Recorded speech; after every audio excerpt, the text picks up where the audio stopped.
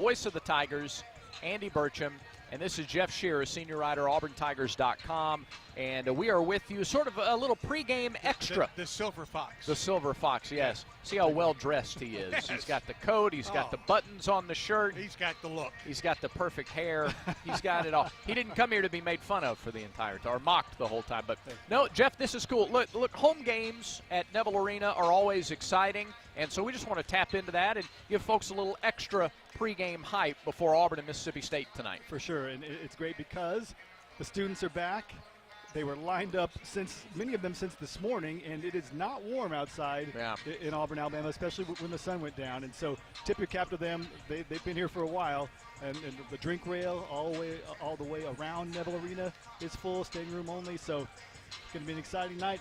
Best home court advantage in college basketball for my money. Yeah, first game with the students back fully. I think we've had good student crowds even during the break. The Florida and the Arkansas games, the jungle right behind us has been full, but it's the students back for us now, so it should be even more intense. You know, we always talk about the jungle being full, but Jeff, you made a great point about the standing room only crowd.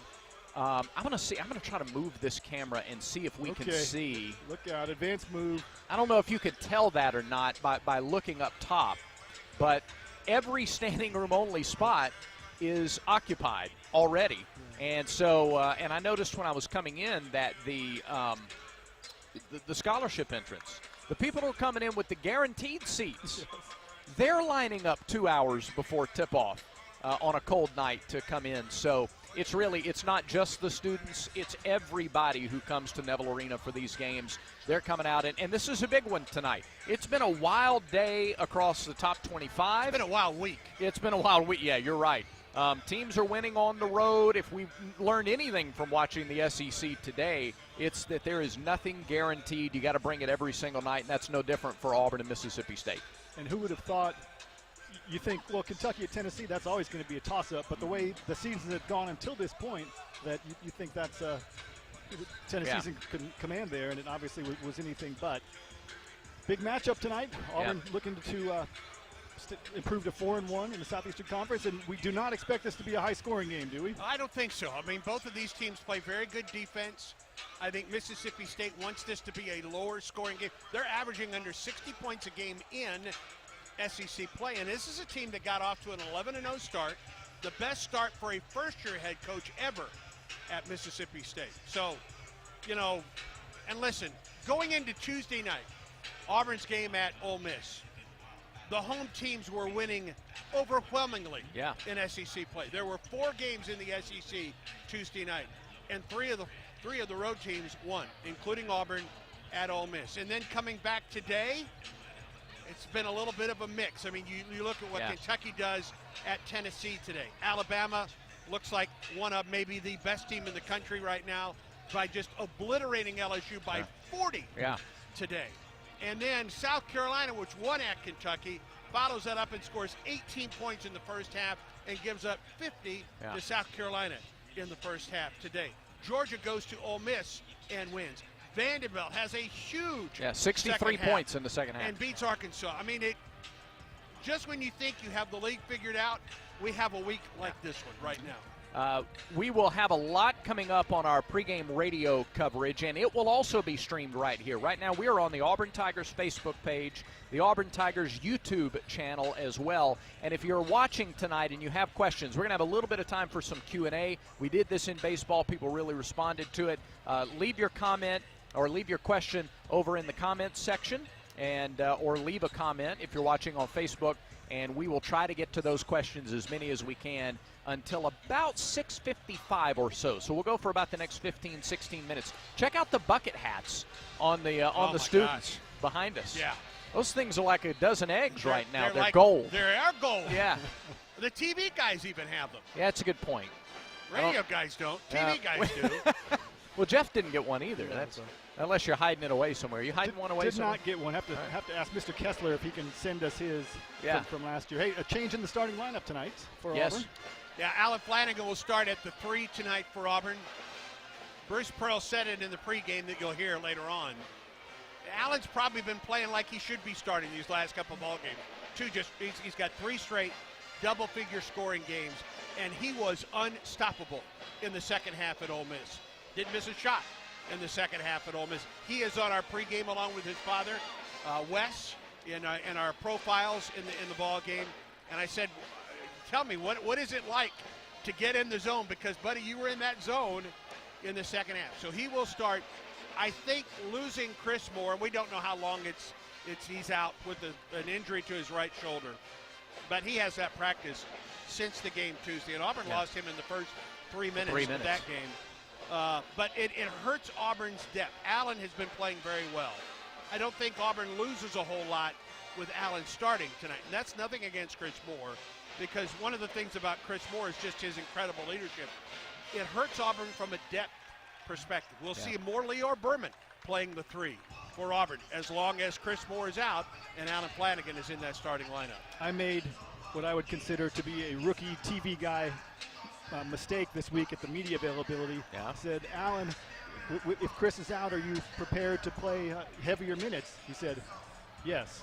So instead of asking a question that would require some explanation. An open-ended type of question. Yes, an open-ended question. I asked a yes or no question, you get a yes or no answer. Right.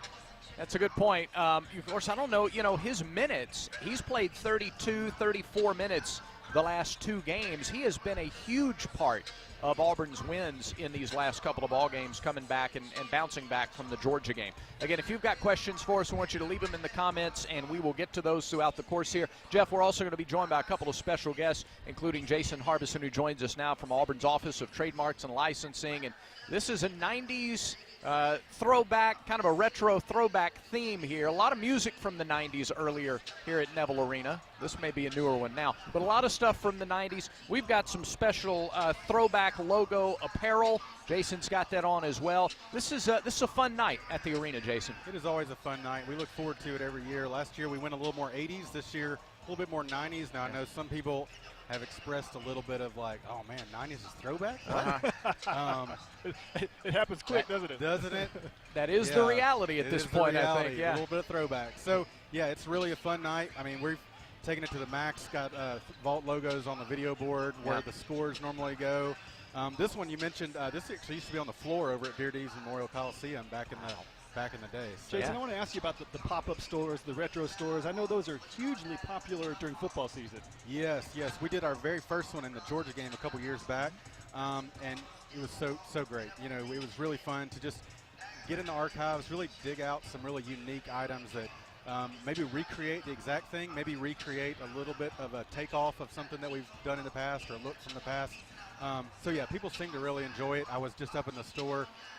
I mean, you can barely move. If you get a chance to get in or out, you better go. And you have everything there, to the point that I came upon a "You're So Right, Carl" button, which goes back to when Carl Stevens hosted the Auburn Football Review with Shug Jordan, and Shug Jordan would say, "Well, you're so right, Carl." So if you're an Auburn fan, a seasoned Auburn fan, you might know that, but you leave no stone unturned in finding those vintage items that will appeal to fans. Yeah, definitely. We want to make it, as if you are coming back in a few years ago. If you haven't been here in a while, maybe you come back and you're like, hey, a lot of things have changed, but gosh, they really remember things that were here when I was here too. I wanted to show off the bucket hat for those who, you could see it on the students behind us, but look at this beauty right here. That is this is really nice. I'm going to give it back to the TV guy now who I got it from, who allowed me to borrow it, and we'll give that to him. It's his birthday, of course, so we'll do that. We wouldn't be look at you guys too. Thank you very much. We're throwing it back in style. It worked. We got to be broadcasting the whole game in style. I appreciate it. I will wear this the entire game. I have no doubt. I have no doubt. Okay. I'll be looking for you. So, Jason, how the store will be open throughout? Be open throughout the game. Okay. I'm actually going to come back and pop it up again for the women's game against South Carolina. I believe that's February 9th. Yep. So we look forward to doing that again. May have to refresh, reorder, have some new looks in here by then. So, yeah, really looking forward to doing that once again. Very good. All right, Jason, I'm going to put you on the spot because we're talking about 90s being throwback. How old are you? I'm 39. 39. So you're like, you would have graduated high school like 01. You spent some teenage years. I did, in the 90s. 90s for me were like, you know, I was in the 80s, but the 90s were really like when I really want to throw it back, 90s feels right to me. Yeah. Yeah, you know, like 11-0, 11-0, 93. I was 10 for that. So this is your night. This is your night. Oh, yeah.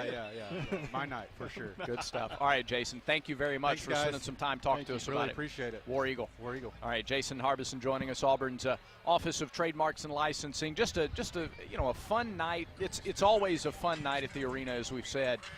Jeff, this was also a pretty special weekend, Alumni Weekend, a lot of former players back, former managers, people associated with the program, not just in the 90s, but also some more recent guys too, and it's always a treat for people who have played a role in this program to come back. And that's one thing that Bruce Pearl made a priority from the day that he arrived on the plains of Auburn. Yeah. He wanted to connect with the former players.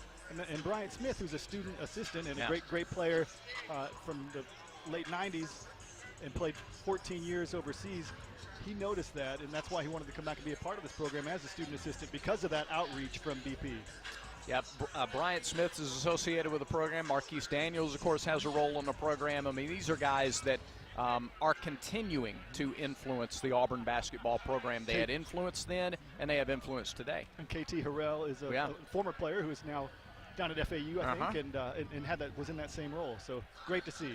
And FAU's having quite the season down there. I mean, they're on a big winning streak right now, too. So a lot of fun. A reminder that coming up on the Auburn Sports Network, we have a broadcast at 7 o'clock tonight, 7 Central. We will have that on the stream as well. At the end of this sort of pregame extra, we're going to break away for about 5 minutes or so and then start a separate stream at 7 o'clock or a little before 7 Central. We'll bring you the CB&S Bank countdown to tip-off ahead of Auburn and Mississippi State. It's a big match. Yeah, you got one, right? I did. Yeah. Hey, so important now. Little reverse psychology, you know. Yeah, sure. Little reverse psychology. We waved the TV people's hats in front of them, and they gave us one, so it worked. Can you show? You're our camera expert. Can you show the warm-up, the shooting shirts? I can, yes. Let's see if we can do that. As a matter of fact, Jeff, I can. I'll be glad to do that. There's a cool touch here that this is Auburn playing Mississippi State. This is Auburn's first game against Mississippi State. I think in any sport since Mike Leach's passing. And, of course, he was hired at Mississippi State by John Cohen, then the athletic director at State, now Auburn's athletic director. And Coach Pearl and John got together and thought this would be a good way to show the solidarity with a lot of teams in a lot of sports out there that you know, they know the importance of Mike Leach, what he meant to football, what he meant to college football, certainly what he meant to folks in Starkville. So the mic across the front, and then swing your sword on the back. Nice touch. The shooting shirts, and the coaching staff has those as well. 7:30 is the tip tonight. We'll get the camera turned back around here on the right there where it needs to be on Jeff. On the Silver Fox? Yes, exactly. Yeah. And all right, Andy, one more time. Tell everybody what we have coming up on the CB&S Bank countdown to tip-off tonight. Of course, you'll hear from Bruce Pearl in his pregame commentary about this ball game tonight. You'll also hear from the Flanagans. Yeah. Wes has the scout of this game, and Allen will make the start for Auburn tonight at the 3 for the injured Chris Moore, who's out for a while, is what we know at this point. So you'll hear from the Flanagan father-son duo along with Coach Pearl and, of course, the Hall of Famer Sonny Smith to my right and Brady Law. Hey, how about the run that Janai Broom has been on? Oh. Is that amazing that with the guys that Auburn has had, that he is the first with 4 consecutive double-doubles since Simeon Bowers in 2015. Yeah. Simeon did that in the non-conference part of that schedule. But think about the guys that have come through since that time, and if he is able to get a double-double tonight, he will tie the late Jeff Moore, who just passed away. Going way back then. Yeah, you're not kidding. Way, way back as well. So there you are. Dylan Cardwell almost eating some of Sonny Smith's ice cream bar before the game. That's outstanding. And a sweaty hug for the Hall of Famer, too. What's up, Dylan? There we go, right there. Oh, thank you very much. Thank you. That's outstanding. Guys, I'm glad he didn't forget you. Well, me too, because Wendell never does it. I'll just call him out. Wendell always gives you and Coach Smith the fist bump before the game. And maybe that's the routine we need. Well, no, you're right. You have to take one for the team. We don't have to change it. I'll give an empty fist bump right after he leaves. That's always there. It's always there. How thankful are we? How fortunate are we to be in this atmosphere every home game? I was listening to another SEC school broadcast earlier today. No, I'm gonna leave them out. Right. I was listening to it, and they were talking about how they sold out their game today, and what a special thing it was. And their coach was saying, well, they hope they can get the rest of them sold out for the rest of the year. That hadn't been the hope here in a long time. All you have to do is think back to the 2020-21 season, where we did every game, and we were thrilled to be here, but we did every game up in the corner, and it was a controlled crowd here. And I'm so thrilled that we're back to what this place is. And it is, I don't care what all the folks, the tiers of home. Yeah. Come and see for yourself before you make Auburn a tier 5 home court advantage here. Who said that? My goodness, I wouldn't even get it. Yeah, man, alive. Not going to give him the credit. No chance, tier 5, baby. Maybe number 5, but I even think that's too low. Second longest home court winning streak in the country. First among power conference teams. Gonzaga's the national leader. And Tennessee's went by the wayside today. And Kentucky's went by the wayside earlier this week to South Carolina. So Auburn's got the second longest home court winning streak in the country. It hasn't lost a game at home since that COVID season that had everything different. So the fans, Florida in 2021. Yeah, that was it. Yeah. So the fans absolutely make a difference. They absolutely will make a difference tonight. We're about 40 minutes or so away from the opening tip. Lance Weems is coming. And Lance Weems is headed over, isn't he? All right. I'll move out to give him the space. We're going to talk to Lance Weems. Speaking of 90s guys. That's right. Speaking of throwback to the 90s, how about the well, I guess he's still among the leaders in three-point shooting in Auburn history. Bryce Brown, I guess, took him over 4 years ago, but he's still among the leaders. He's still got the record for most in a game, doesn't he? I don't know if he does or not. I remember talking to him when Bryce was closing in on that and how happy Lance was for Bryce Brown to be able to have that record. But Lance Weems, a multi-generation Auburn family. His daughter Presley was an outstanding track and field student athlete here at Auburn. We'll get Lance mic'd up here in a second. I love this. And of course, Lance's father is in the Alabama High School Sports Hall of Fame. There you go. How are you doing? Good to see you. Good to see you. Welcome. Hi, Lance. Hi. Law. Good to see you. All right, so one of the best three-point shooters in the history of Auburn basketball, one of the standouts of the 90s on 90s night. What does it mean for you to be back here for another game at Neville Arena on an Alumni Weekend? Well, anytime I come back to Auburn, it's a great time. My wife and all, we come a lot. Like during the football season, we try as much as we can during the basketball season. But anytime we come, it's just like a different feel from where we live. We were talking earlier today about just the spirit of Auburn and how great it felt. And here's my wife making me take a little selfie here. But we absolutely love it. It's great coming back and seeing a few of my teammates here and seeing some guys that I didn't play with because I built relationships with them through the years. So it's always great to come back to Auburn. As a three-point shooter, can you talk about the zone and when you, in your times in your career when you got in it and obviously if you could do it every night you would know how, but what's it like when a shooter is in that zone? Right, and that's kind of how I feel even about this year's Coach Pearl's team. I feel like if someone could get in the zone and get hot, maybe make 2, maybe 3 in a row, it just kind of fuels the entire team and just kind of builds them up and makes them play defense harder, which creates turnovers and transition baskets. But I can tell you, when I got in the zone, I felt like I could shoot anywhere on the court and I wasn't going to miss. It's just a great feeling. I don't know. You see all the video games where all of a sudden some guy catches on fire and, as soon as he catches it, just shoot it. that's kind of how it feels, literally. Yeah, like a heat check. Yep. All right, Lance, in a minute or so that we have before we wrap up here, just talk about some of those guys that you played with, that you've stayed in contact with throughout the years, and the bonds that you built as a member of this program in the 90s. I think two of the most, or the most, well, I can't say the most, or the ones that mean the most to me, sure. but two of the people that I kept in contact with the most are Wes Flanagan and Pat Burt. Yeah. Pat Burt was my roommate. I wish he could be down here this weekend, but unfortunately, home circumstances had him. He wasn't able to attend, but it's great to kind of get back with those guys and reminisce about the old times. Wes and I we always joke about who fed each other or who fueled each other during the games, and he puts it all on me, and he passed me the ball. He knew I was going to make it, and for me it was just, being in the right spot at the right time. Hey, Wes, throw me the ball. But I had my share of assists to him as well. I actually remember throwing some alley-oops to him. There you go. He was a little bit better leaper than me, even though he was a point guard. Yeah. So three-point specialist and lob specialist. Exactly. Lance There you go. Lance, we'll have a little more time at another point to spend a little more time talking about it. We're going to go for now. Thank you very much for spending a few minutes. Enjoy the game, War Eagle. Thanks for having me, War Eagle. All right.